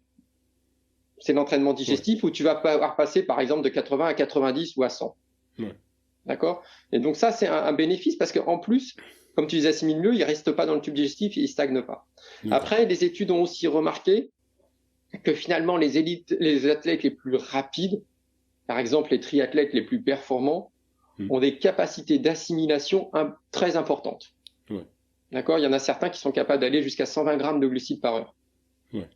D'accord? Donc, en fait, ce qu'il faut faire, c'est un peu les deux. Et surtout que finalement, bon, sur un triathlon, c'est toi qui régule ton effort parce que c'est un effort très individuel, à part les élites qui se battent les uns contre les autres. Mais toi, voilà. Par contre, sur un trail, sur un ultra, il y a plus que les autres. Il y a aussi les boss. Ouais. Il y a aussi des circonstances de terrain qui vont faire qu'à certains moments, tu vas avoir besoin d'un coup de boost qui ne dépend pas que de ton intensité d'effort et que de ta régulation de l'effort. Exactement. Et d'ailleurs, je me permets, moi, ça m'est déjà arrivé du coup d'être en ultra trail, juste pour illustrer pour les gens, et d'être concrètement en train de marcher lentement sur une pente qui est tellement raide que l'effort était d'une intensité comme jamais. C'est-à-dire que j'entendais mon cœur battre dans les oreilles, alors que pourtant j'étais à vitesse quasiment zéro. Donc même en n'allant pas vite, l'effort peut être colossal. Ne serait-ce qu'avec l'altitude, des choses comme ça, enfin si t'as pas l'habitude, enfin bref, il y a plein de... Et du coup, on peut se retrouver à aller très lentement et pourtant fournir un effort énorme. Donc comme tu dis, le dénivelé, lui, du coup, peut avoir un énorme impact. Et c'est donc là que tu as quand même besoin de pouvoir profiter d'une grande quantité de glucides si tu le désires, tu vois, ou si les circonstances l'imposent. Si tu es en cyclisme, bah, tu vas peut-être être obligé au moment d'accélérer parce que tu es dans une course, il y a tout le monde qui va accélérer pour monter cette bosse ou ce petit truc et tu vas pouvoir, où il y a un sprint, et il faut que tu puisses disposer à ce moment-là des ressources de glucides dont tu nécessites parce que notre organisme n'est pas capable de produire de l'énergie aussi rapidement avec des lipides ou avec des cétones qu'avec des glucides. D'accord? Le débit d'énergie produit avec les glucides est plus élevé. Ouais. Et tu peux pas suivre, même avec tout ton entraînement, tu pourras pas suivre avec des graisses. Donc, à mon avis, oui, tu as raison. Le plus important, c'est d'améliorer tes capacités à utiliser les graisses. Ça, tu le fais avec ton entraînement et tu le fais avec ta nutrition. Et puis, en plus, c'est très bénéfique pour notre santé. D'accord? Mais il faut aussi que tu gardes cette capacité d'accélération si tu veux en avoir besoin. Après, si ton choix personnel, c'est de partir faire 300 ou 400 km de vélo à une intensité stable sur du plat, tu n'as pas besoin de ce coup de boost et probablement qu'au régime cétogène pur, sans problème, tu vas tourner très bien. Ouais. On a eu un invité justement qui a fait quelque chose comme ça, qui lui du coup est un élève du cétogène, Olivier Maria. Il a fait la Race Across France en cétogène. Il en retire des choses très positives. Et effectivement, comme tu dis, c'est le scénario que tu décris. Il a fait 2500 km de vélo à une intensité très régulière. Et là, du coup, ça marche très bien. Par contre, s'il avait eu besoin d'accélérer, alors peut-être que lui le va faire, mais pour la plupart des gens... Je peux pas parler pour lui. Voilà, non mais bon, il y a d'autres personnes qui ont besoin d'accélérer vraiment fort pendant quelques temps, qui pourraient peut-être pas le faire avec ça. Moi, j'aime bien garder cette polyvalence qui est pour moi, au niveau sportif, au niveau nutritionnel, vraiment, comme je te l'ai déjà dit, un truc humain et unique. Et je pense qu'il faut vraiment garder cette polyvalence. Ouais. D'ailleurs, dans l'entraînement, pour l'endurance, il faut aussi faire de la musculation pour progresser. Et il faut aussi faire de la vitesse. Donc, si tu veux progresser en endurance, de toute façon, il faut que tu sois polyvalent dans ton entraînement. Ouais, c'est un peu la même chose. Oui, il faut pas juste, faut pas mettre tous ses pions sur un seul truc. Ouais. Non, je vois tout à fait. C'est la même chose. Si tu fais que des sorties longues, bah, peut-être que tu vas pas progresser autant. Donc voilà, moi j'aime bien un peu cette notion de, je m'organise en fonction des moments à faire ça ou faire ci ou faire voilà. Et c'est comme l'entraînement à glycogène que je recommande aussi, qui est un peu plus aisé, où finalement tu fais un peu la même chose que du cétogène, Mais tu le fais sur certaines séquences. Hein. Donc, je ne sais pas si tu connais l'entraînement à glycogène bas, c'est que tu vas faire... Sur le principe, je me présente pas comme expert sur le sujet. Mais... j'ai écrit un livre dessus qui s'appelle l'Ultra Performance, donc c'est un truc que je connais bien aussi. Donc, je l'ai, il est juste à côté. Ah bah tu vois. Mais je suis pas expert. Tu fais une première séance de haute intensité. Donc le but, c'est de vider ton glycogène musculaire. D'accord? Comme tu as vidé le glycogène de tes muscles, tu vas créer un contexte pour des cascades biochimiques dont on a parlé tout à l'heure, qui sont les mêmes que tu fais avec le jeûne thérapeutique ou les mêmes que tu fais avec l'entraînement, sauf que là, comme tu ne remanges pas derrière, tu les laisses perdurer. D'accord. Donc ton organisme, il est en mode adaptatif en permanence. Ouais.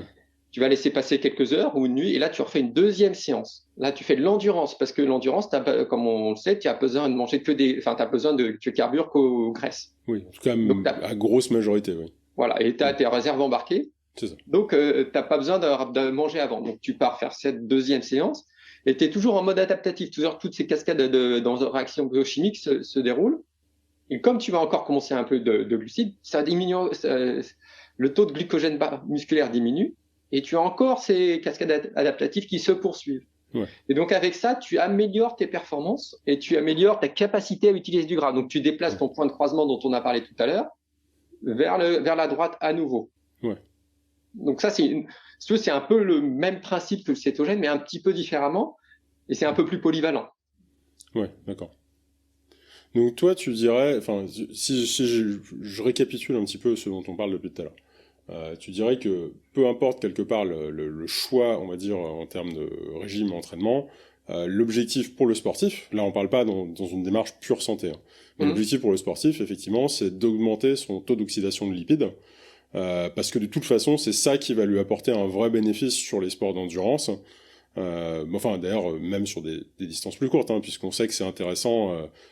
J'ai vu que c'était bien représenté parmi, dans les différents livres que j'ai pu voir sur le sujet, même sur des efforts plus courts, genre 5 km, 10 km, avoir un meilleur taux d'oxydation de lipides, bah, c'était quand même super efficace, parce que du coup, tu crames en fait moins de glycogène, et donc tu en as pendant plus longtemps, tout simplement. Oui, alors sauf que sur 5 km, de toute façon, tu vas pas cramer tout ton stock de glycogène, donc c'est pas aussi intéressant, parce que tu vas pas te retrouver à court de glycogène musculaire. Oui, c'est ça, mais en tout cas, voilà, ça reste intéressant. Ouais, c'est ça. Donc même sur des efforts plus courts, en tout cas, c'est pertinent. Et c'est d'autant plus pertinent sur les efforts très longs, bien sûr. Ah oui, c'est voilà. Moi, de toute façon, une bonne partie de tout ce que tu fais à l'entraînement ou en nutrition pour l'endurance, c'est ça. Hein. Ça déplace ton point de croisement vers la droite, hein. Et ça t'apprend à consommer plus de graisse. Du coup, qu'est-ce que tu recommanderais donc à quelqu'un qui justement a envie d'explorer ça aujourd'hui? Tu commencerais par quoi? C'est-à-dire qu'il s'intéresse au régime cétogène dans une perspective sportive. On met de côté aujourd'hui les perspectives pure santé. Alors, vraiment, ça peut être santé par le sport, bien sûr, mais quelqu'un qui voilà, un sportif qui se dit, ok, le régime cétogène, j'en entends parler. Peut-être que c'est pour moi. Pour toi, il commencerait par quoi? Alors, bien sûr, il va commencer par acheter ton livre, ça c'est évident. Mais aux éditions Thierry Soucard. Non, mais vraiment, où est-ce que tu le recommanderais de démarrer? Alors, le problème du régime cétogène, c'est que en fait, c'est tout ou rien. D'accord. C'est si tu prends un régime un peu pauvre en glucides, peu importe, tu peux équilibrer facilement. Tu en manges plus ou pas, c'est pas un problème. Le régime cétogène, c'est que tu as besoin de produire des cétones. Ouais. Tes cétones, tu vas ne les produire tout de suite, mais tu vas avoir un taux te retrouver en cétonémie acceptable, enfin en cétose, seulement en général au bout de 4-5 jours. D'accord.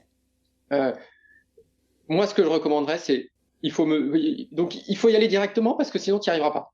Ouais. Si tu y vas progressivement, bah tu vas pas te retrouver en cétose parce que tu vas avoir mangé trop de glucides. Donc j'attaque d'emblée. Il y a plusieurs façons d'attaquer. Soit tu commences par un jeûne. D'accord. Comme ça, tu as déjà une petite cétonémie qui est créée. Et le jeûne, un jeûne de 17 heures, hein, tu vois, pas un gros jeûne, tu sautes un premier repas et puis voilà. Ouais. Et ça, de toute façon, ça s'intègre très facilement dans une cétose habituelle, dans un régime cétogène. Moi, quand je suis en régime cétogène, ça m'arrive de faire du jeûne. Bah tiens, là, j'ai pas envie de manger, je mange pas, c'est pas un problème. D'ailleurs, ça m'arrive aussi quand je suis pas en cétose. Mais tu peux commencer soit par un cétogène, soit d'emblée tu attaques et puis tu fais ton premier repas cétogène, voilà. Donc ça veut dire en gros, pour faire simple, hein, c'est des légumes, du gras, donc du bon gras, huile d'olive, huile de colza bio, huile de coco, un peu de viande, de poisson, d'œufs, mais pas plus qu'un régime normal, parce que si tu en prends plus, tu vas sortir de ta cétose par production de néoglucogénèse. D'accord. Et puis, donc, en gros, Donc, pas du de coup, fruits. éviter d'enchaîner les bavettes parce que ça, c'est de la pure protéine Voilà. et ça pourrait D'accord. Donc, En fait, tu dirais tout l'excès de protéines que tu vas modérée. avoir, Ouais. tout l'excès de protéines que tu vas avoir va être transformé déjà va stimuler l'insuline, mais va aussi être transformé en glucose. Ouais. Et donc, tu stoppes la cétose parce que tu as des glucoses. Ce qui veut dire aussi que du coup, la volaille, typiquement, qui est Pareil. très riche en protéines, serait pas recommandée, en tout cas, surtout sur ces phases de démarrage en plus. Ouais, c'est Ok. la même chose. Ok. Ensuite, tu accompagnes ça d'entraînement. Ouais. D'accord. Donc l'entraînement, il devrait ressembler à quoi dans les grandes lignes? En gros, si tu veux accélérer un peu ta cétose, il va falloir que tu consommes tes glucides que tu as dans les muscles. Donc c'est de la haute intensité. Ah d'accord, toi tu ferais ça par haute intensité, tu vois, j'aurais cru l'inverse. Moi j'aurais pensé que tu ferais plutôt Non, moi j'ai de commencé l'endurance. Ouais, d'accord. Ok. Moi j'ai commencé comme ça parce que tu consommes, en fait, quand tu fais de la haute intensité, tu vas utiliser le glycogène que dans les muscles. Donc tu vas baisser plus vite ton glycogène. C'est pas un coup à se donner des grosses fringales et du coup que ce soit plus dur? Moi je n'ai pas ressenti de fringale quand je fais ça. D'accord. Surtout si tu es déjà sportif ou ton organisme il a déjà l'habitude de consommer des cétones, tu vois, d'utiliser les cétones. Ok. Donc toi tu partirais en tout cas sur le haute intensité. Ouais, mais c'est ce que j'ai fait. Enfin, j'ai pas fait que ça non plus, hein, attention. Hein, mais du coup, ça serait des séances normales, c'est pas, tu t'aurais pas genre une séance spéciale, c'est ça? Non, j'ai fait des séances normales. Bah non, c'est pas la peine non plus de se fracasser. C'est ça. Ouais. C'est juste des séances à haute intensité, mais pas un truc pour se péter les jambes pour 6 jours, quoi. Non. De toute façon, tu n'y arriveras pas, puis tu vas t'épuiser tellement vite que tu n'auras pas envie de reprendre. Hein. Ouais. J'imagine qu'en plus, là, pour le coup, ce qu'on dit, c'est valable aussi bien natation, course à pied, vélo et autres. C'est ça. Hein. Tout à fait. C'est pas propre à un sport. Bon, l'inconvénient du sportif, c'est comme je te dis, il a appris à consommer les cétones, donc finalement, ta cétonémie, elle va pas monter très vite parce qu'il sait déjà les utiliser. D'accord. Ouais, on revient sur le même problème qu'on avait évoqué tout à l'heure. Ouais. Et puis voilà. Et puis après, je conseille de prendre quand même un testeur pour se rendre compte où on en est, savoir si on est vraiment en cétose. Je conseille. Donc là, un testeur pour le coup de cétone. C'est ça. Un testeur de cétone. C'est ça. Ouais. Alors, c'est difficile à trouver en France. Hein. Par contre, moi, j'ai galéré pour en trouver un. Ouais, pareil, j'avais regardé. C'est vrai que c'est pas simple à trouver. Puis les bandelettes sont chères justement, puisque ça coûte cher. Donc toi, tu conseilles pas les bandelettes, par contre? Les bandelettes urinaires, non, parce qu'on a vu tout à l'heure que c'est moins précis. Oui. Mais je conseille, ça te permet vraiment de savoir où t'en es. Puis après, ça te permet d'équilibrer, parce que peut-être que toi, tu auras besoin de 50 grammes, peut-être que tu auras besoin de 30 grammes de glucides, ou peut-être que c'est 70. Comme ça, toi, tu te retrouves un petit peu ce dont tu as besoin. Et puis après, tu t'entraînes, et puis tu regardes un peu comment ça se passe, tu analyses. C'est un détail qu'on n'a pas appuyé d'ailleurs, selon l'entraînement et le rythme métabolique de chacun. Même si en général pour la cétose on recommande d'être en dessous d'un certain nombre de grammes, ça c'est une formule qui est assez générique. Il y a des gens qui ont juste un rythme métabolique super élevé et en fait à 70 grammes ils sont quand même en cétose, même d'autres encore plus. Donc c'est aussi assez personnel, mais en général on recommande d'être en dessous. En général c'est 50 grammes. Ouais, c'est 50-40 grammes selon les versions, mais globalement c'est dans ces eaux-là. Et ça c'est la cible. C'est-à-dire qu'il faut pas se dire ouais c'est sûr tranquille à 150 ça passe. Non, vaut mieux démarrer bas et voilà, il y a adapté après, mais c'est vrai qu'en général on dit autour de 50 grammes et puis souvent on dit entre 30 et 70 grammes, 80 grammes, j'ai déjà vu aussi. Je crois que c'est Finet et Volaille qui disent entre 30 et 80 grammes, je crois. D'accord. Je te dirais pas si c'est précis ça, mais j'irai pas vérifier, mais voilà, si certains veulent aller vérifier. Et puis voilà, je crois que c'est comme ça qu'on débute, et puis après on se rend compte. Alors par contre, ce qu'il faut prendre conscience, et c'est là où, même si moi je suis pas un céto pur, c'est là où j'ai trouvé ma justification à écrire ce livre, c'est que il y a quand même des effets indésirables à la cétose. Vas-y, je t'écoute. Donc le plus courant, le plus commun, c'est la grippe céto, qu'on trouve au bout de 4-5 jours, qui est due à la perte de minéraux. En fait, ce qu'il faut se rendre compte, c'est que quand tu fais de la cétose, quand tu vas te rentrer en régime cétogène, tu as peu de glucides, donc ton insuline baisse. D'accord ? Et quand l'insuline baisse, tu perds ton sodium au niveau des urines, donc tu fais beaucoup pipi. D'accord. Tu perds ton sodium et donc tu as besoin de compenser en ayant plus de sodium. Le sodium est contenu dans le sel, d'où l'intérêt des régimes cétogènes où il y a beaucoup de jus de bouillon, en fait, enfin de bouillon de viande et tout ça, c'est pour apporter du sodium et compenser cette perte. Et la grippe cétose, il y a un peu de vertige, un peu mal à la tête, un peu de grosse fatigue qui est souvent due qui est souvent au 4-5e jour du régime céto, elle est due à cette fuite de sodium. Donc il faut compenser en mangeant pas mal de sel. Dans ces régimes-là. Ouais, ça du coup, si tu fais bien ta transition, tu peux carrément passer à travers en fait. Moi, je l'ai pas senti la deuxième fois. Ouais. Mais parce que du coup, il faut compenser, quoi. Faut prendre du sodium. Alors ça, c'est un effet temporaire, mais est-ce que, en supposant que, je sais pas, tu consommes pas du tout de sel du tout, est-ce que ça peut devenir un problème? Je pense que tu vas avoir tellement envie de sel que tu vas consommer du sodium. D'accord. Tu vas commencer à lécher tes bras quand tu transpires, c'est ça? Ouais, je pense que tu vas finir comme ça.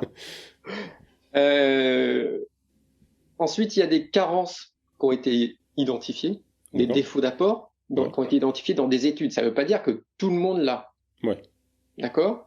Simplement, il peut y avoir des carences dans le régime cétogène. Et il faut faire attention à ça. Et c'est pour ça que nous, on s'est mis là-dessus. Par exemple, il y a la vitamine B1. Tu peux être en carence, c'est normal, on la trouve dans les céréales. D'accord. Il y a la vitamine C, c'est normal, on la trouve dans les fruits. Il y a le fer, parce qu'il est assimilé en présence de vitamine C. D'accord. Mais le fer hémique ou non hémique? Alors, tu peux Désolé, te retrouver je sais pas le dire en français. C'est héminique. Voilà, héminique, excuse-moi. Alors, le fer héminique, il vient dans la viande, et non héminique, il est dans les produits végétaux. C'est ça. Donc, c'est les deux ou c'est l'un plus? Alors, c'est que simplement, tu peux te retrouver en carence si tu n'as plus assez de fer dans ton sang. Donc, peu importe l'origine. Mais c'est pas systématique. Ça a été identifié dans certaines études où ils ont testé des personnes. D'accord. Enfin, c'est un truc à surveiller, quoi. Voilà. Donc, c'est pour ça qu'il faut quand même, quand tu rentres dans un régime cétogène, que les choses soient pensées. Bah, c'est vrai pour tout régime, ça, finalement, non? Enfin, tout régime ou toute transition alimentaire, non? Le régime méditerranéen est plus facile parce que, comme tu manges un peu de tout, là, le fait d'éliminer... Alors, c'est vrai que, par exemple, la vitamine C, bon, tu sais quel est le champion de la vitamine C? Comment ça, le champion de la vitamine C? L'aliment champion de la vitamine C. Bah, c'est le foie. C'est pas dans les végétaux. Ah, dans les végétaux? Alors là, pour le coup, je sais plus. C'est le poivron. Ok, bah tu vois. J'allais dire les épinards, mais bon. Donc voilà, en général, on dit kiwi, orange et tout ça, mais il y a d'autres moyens de compenser. Donc tu vois, si tu peux pas manger d'orange, il va falloir que tu compenses par du poivron, par exemple. Ouais, bien sûr. Mais ton poivron, si tu veux pas détruire la vitamine C, il faut que tu le prennes cuit à la vapeur. Ou cru. Mais si tu le fais cuire, tu vas perdre ta vitamine C. Donc voilà, il faut trouver ces petites ruses, ces petites techniques pour compenser un peu ce que tu peux perdre. D'accord. Et l'autre truc de régime cétogène, le truc qu'ils font beaucoup, tu sais, c'est le café gras. Donc c'est café mélangé avec de l'huile et du beurre. Il y a plusieurs recettes. En fait, l'intérêt, c'est de mettre de l'huile de TCM, donc triglycérides à chaîne moyenne. Ouais, souvent estampillé MCT parce que c'est la version anglophone. Voilà. Et en français, c'est MCT, c'est ça. En français, c'est TCM. En fait, souvent, c'est des chaînes de lipides à 8, 10 ou 12 atomes de carbone. Et plus elles sont courtes, donc c'est surtout les 8 qui activent la production de cétone. Donc les 8, 10, 12, donc tu trouves dans l'huile de coco notamment. C'est ce que j'avais, c'est que c'était une des sources les plus riches justement sur ces longueurs de chaîne. Voilà. Et c'est surtout la C8 qui qui facilite la production de cétone. Donc d'où l'intérêt de l'huile de coco et des choses comme ça qui vont permettre d'activer un peu la cétose. De ce que j'ai compris de ces produits-là, c'est que en fait, donc l'huile CTM, donc ou MCT selon où on est. En fait, c'est une extraction en fait spécifiquement de ces longueurs d'acide. Enfin, c'est une chaîne quoi, d'acide aminé? Non, tu disais de carbone. Une chaîne de carbone. Donc c'est une extraction spécifiquement de ça. En revanche, si vous en trouvez pas ou si comme moi vous trouvez que c'est honteusement cher parfois pour ce que c'est. Il faut savoir que l'huile de coco seule est déjà très riche. Donc voilà, c'est ce qui en approche le plus. Voilà, c'est ça. C'est pas aussi concentré, mais ça fait très bien le travail. Voilà, tout à fait. Et puis, c'est un peu plus naturel, on va dire. Ouais, parce que je ne sais pas, pour le coup, parce que j'ai jamais regardé, je ne sais pas quel est le processus d'extraction. Je peux pas te dire. Voilà. Tu vois, mais ça, je me pose toujours ce genre de questions. C'est que parfois, peut-être que le gain, qui plus est parfois juste marginal, ne vaut pas en fait le niveau de transformation supplémentaire. Tout à fait. Après, et puis surtout, moi, j'ai goûté, je trouve ça un peu dégueulasse. Alors qu'en fait, l'huile de coco, même si c'est pas exactement le truc le plus ragoûtant du monde, bah, je trouve que c'est plus agréable à consommer. Bah, je crois que l'huile de TCL, ça n'a pas beaucoup de goût, en fait, Bah, surtout. c'est ça, c'est assez neutre, c'est un peu, voilà, quoi. Tu sais, alors que, bah, l'huile de coco, c'est un bel arôme de coco. Après, bon, en grande quantité, ça sera écœurant, quand même, Bah, je c'est le pense. problème un peu du régime cétogène, c'est que souvent on mange beaucoup d'huile de coco. T'as intérêt à aimer le coco. Ouais, faut aimer ça ou le sandou. Peut-être Ouais. un peu moins riche, du coup, en TCM, mais l'avantage du Mais- sandou, c'est que c'est très très neutre. Ouais. D'accord, Après, donc en tout cas, ouais, donc t'as potentiellement ça que du coup tu peux regarder comme complément. Et donc on était encore en train de parler du coup des effets un peu indésirables. Est-ce qu'il y en a d'autres qui seraient importants de souligner? alors, il y a de quelques cas. Alors, on va parler des effets indésirables pour le sportif. Donc, on a dit qu'il y a une capacité d'accélérer. Ouais. Ou en tout cas, il y a de fortes chances que c'est un Enfin, la impact, quoi. capacité, la possibilité. Ouais. Il y a aussi une perte d'économie d'effort. Alors, est-ce que tu peux l'expliquer du coup? Alors, en fait, il y a une équipe de chercheurs qui est assez réputée qui ont testé des marcheurs athlétiques de très haut niveau. D'accord, donc la marche athlétique, hein, si on parle bien de ce sport d'endurance où tu peux pas décoller les deux pieds en même temps, parce que dès lors que tu Voilà. décolles les deux pieds, c'est considéré comme de la course, hein. C'est les gens Voilà. qu'on voit avec des déhanchés impressionnants. Tout à fait. Et Mm. donc, ils les ont testés avec un régime cétogène. D'accord? Alors, forcément, alors je me rappelle plus de la durée exacte, hein, mais ça doit être 4 semaines ou 6 semaines. Ouais. Je l'ai plus en tête, mais c'est suffisant pour avoir quelque chose, mais pas énormissime. De toute façon, on dit qu'on n'est jamais totalement adapté au régime cétogène. Qu'on sera plus adapté la semaine prochaine et puis vice versa, et c'est toujours la semaine prochaine. Donc, ils ont testé et ils se sont rendus compte que, au niveau performance, il y avait pas de. Il y a peut-être une petite baisse des performances, mais surtout, ce qu'ils ont constaté, c'est une baisse de l'économie d'effort. Ouais. C'est-à-dire que quand tu fais un effort, tu vas consommer de l'oxygène. Et ils se sont rendus compte qu'avec ces marcheurs, ils consommaient plus d'oxygène pour la même intensité d'effort. L'entraînement te fait l'inverse. Quand tu t'entraînes, que tu répètes ta foulée, tu deviens plus économe. D'accord, ouais, D'accord. Par exemple, Paula Radcliffe, quand elle a battu le record du monde du marathon, ouais. elle n'avait pas amélioré sa VO2 max, sa capacité maximale de consommation d'oxygène. Elle avait amélioré au fur et à mesure son économie d'effort. D'accord. Et c'est-à-dire qu'avec la même énergie, elle était capable d'aller plus vite, plus loin, parce qu'elle était plus économe. Ce qu'il faut savoir, c'est que quand tu fais un effort, quand tu vas bouger tes muscles, là, si tu fais tes biceps, 25% de l'énergie produite sert au déplacement, au travail musculaire. Tu as 75% qui est perdu. D'accord. C'est pour ça que tu chauffes, c'est pour ça que tu transpires, c'est pour éliminer cette chaleur. L'énergie, les 75% sont perdus sous forme de chaleur. D'accord. D'accord. Donc là, elle avait amélioré son économie d'effort. Donc si on revient à nos marcheurs athlétiques, ils ont baissé leur économie d'effort. D'accord. Donc, ils perdent dans leur performance, surtout en élite, où il suffit de parfois quelques secondes pour faire la différence. Ouais. D'accord. Donc, ils ont été surpris quand même, parce que c'était étonnant. Avec l'entraînement à glycogène bas dont je t'ai parlé tout à l'heure, au contraire, on améliore l'économie d'effort. Parce que on fait du fractionné. Donc là, ils n'arrivent peut-être pas à faire autant de fractionné, autant d'intensité, donc on perd un peu en économie d'effort. Ils étaient surpris, ils ont refait la même étude. Et ils ont retrouvé la même chose. Donc, il est possible, on n'a que 2 études, la même équipe et tout, donc on n'a pas encore toutes les données, parce que sur le régime cétogène et le sport, on n'a encore pas des millions d'études non plus. Et donc, il y a quand même un risque de baisser son économie d'effort. Donc, c'est intéressant. Enfin, pour toi, ça peut être embêtant, parce que si tu baisses ton économie d'effort, tu vas perdre quelques minutes. Ça changera pas ta vie. Ouais. Mais bon, c'est toujours sympa d'être un peu plus performant. Si tu as un peu un esprit compétitif et que tu gagnes 5 minutes sur un marathon, tu vas être content. Ouais, c'est clair. Donc ça, c'est un autre biais qu'on a trouvé. Par contre, il y a d'autres avantages côté sportif, c'est que les cétones ont un petit côté protecteur contre la dégradation musculaire. D'accord. Donc ça, c'est intéressant. Surtout sur les efforts longs, du coup, j'imagine que ça va être super intéressant, ça, non? Oui, ça peut être intéressant sur les efforts longs, et ça peut être aussi intéressant sur la musculation, parce que ça leur permet de faire des régimes assez drastiques sans perdre trop de muscles, mais en perdant du poids. Ouais. D'accord. Oui, parce que oui. Au contraire, de ce que j'ai compris, ça a un bon impact sur ton rythme métabolique global, et sur des efforts courts, comme les efforts de musculation, en fait, tu vas jamais te vider complètement de tes réserves d'énergie, de toute manière. Donc finalement, ça marche assez bien. En fait, le régime cétogène est intéressant surtout pour les sports d'endurance parce que tu as le profil métabolique pour durer. D'accord. Donc, c'est vraiment là que c'est intéressant. L'intérêt pour les sports de force, il est un petit peu différent. C'est qu'il te permet de perdre du poids dans des cas de sport où le poids est important, sans perdre de masse musculaire et sans perdre de puissance. Ouais. En judo, ça peut être intéressant de perdre 2-3 kilos avant une compétition sans perdre de force. En culturisme, ça peut être intéressant de perdre du poids, de perdre du gras sans perdre de muscle. En haltérophilie, ça peut être intéressant de perdre 2-3 kilos sans perdre de puissance, tu vois. Et dans ces sports-là, c'est plutôt sur ce versant-là que c'est intéressant, c'est en améliorant le rapport poids-puissance. D'accord.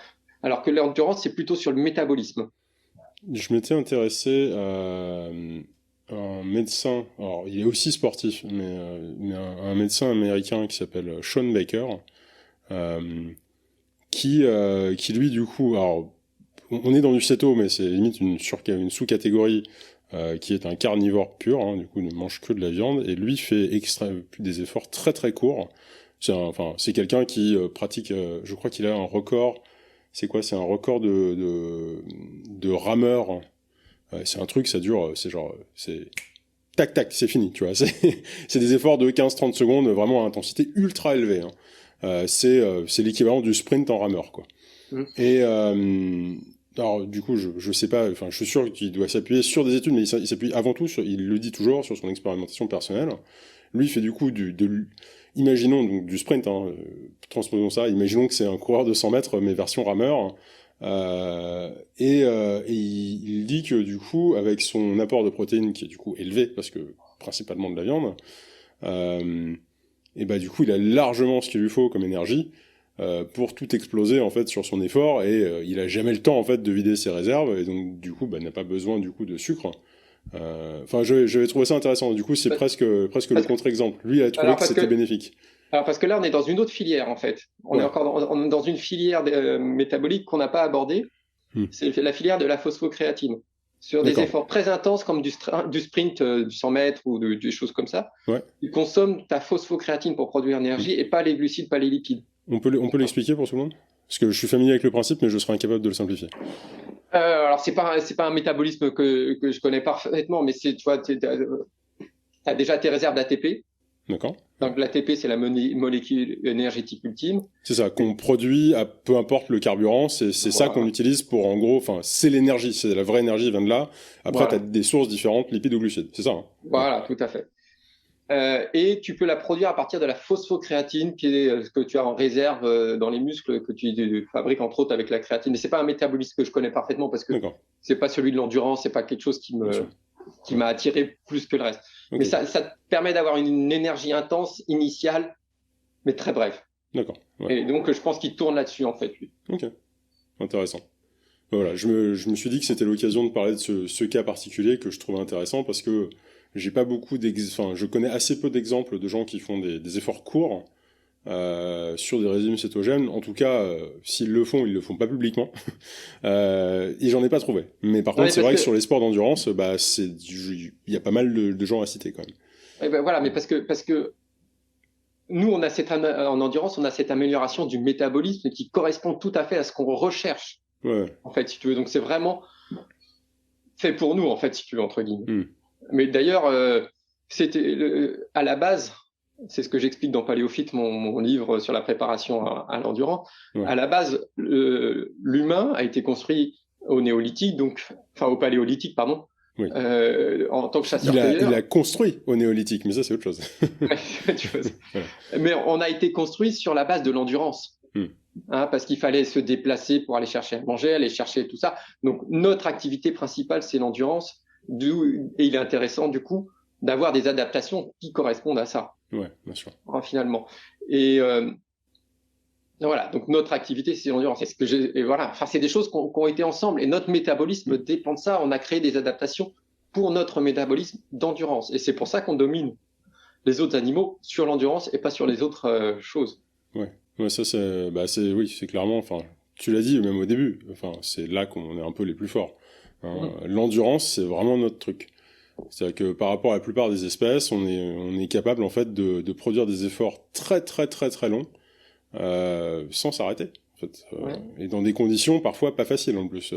Ouais, on a le métabolisme qui est adapté, on a la transpiration qui est adaptée, on est quasiment les seuls à transpirer autant, on a l'absence de poils qui permet de bien transpirer, d'évacuer la chaleur, on a, comme dit Daniel Lieberman, nos tendons particulièrement longs, qui nous permettent de courir en endurance. On peut varier les allures. Quand tu prends un cheval, il a 3 allures, quoi. Il a le trot, le galop, le pas. Mais nous, on a tous les intermédiaires. En fait, on peut marcher, courir doucement, courir, sprinter. Enfin, tu vois, on a vraiment une variation d'allure qui nous permet de rester en endurance, qui correspond à la cétose finalement, et qui nous permet de durer. On est capable de s'adapter à la chaleur. Comme personne ne sait le faire, on est capable d'embarquer à boire si on a besoin d'emmener à boire. Voilà, on est vraiment fait pour l'endurance. Et surtout, on peut tenir finalement avec assez peu d'eau parce que, enfin, j'imagine que le chasseur du Paléolithique, il se baladait pas avec sa gourde de Gatorade quand il partait à la chasse. Hein, ah ouais, c'est ça. Ah, mais ça, c'est parce qu'il n'y avait pas encore Salomon à l'époque, c'est pour ça. Ouais, voilà. Bah, c'est quand il est arrivé. Non, mais on est capable effectivement de supporter la chaleur et on est capable de courir, même, contrairement à ce qu'on pensait, on est capable de tolérer 2-3% de déshydratation sans baisse de performance. Ouais, j'avais vu ça, ouais, c'est très intéressant. D'ailleurs, enfin, je sais pas ce que tu aurais comme référence à conseiller là-dessus, mais j'avais vu le livre du professeur Tim Knox qui s'appelle Waterlogged en anglais. Je suis sûr qu'il y a une version française, mais je connais pas le titre. J'irai chercher et voilà. En tout cas, je le mettrai en description. Qui traite justement de ce sujet parce que lui s'était intéressé à des questions de déshydratation. Enfin, pas en déshydratation, pas de surhydratation en fait.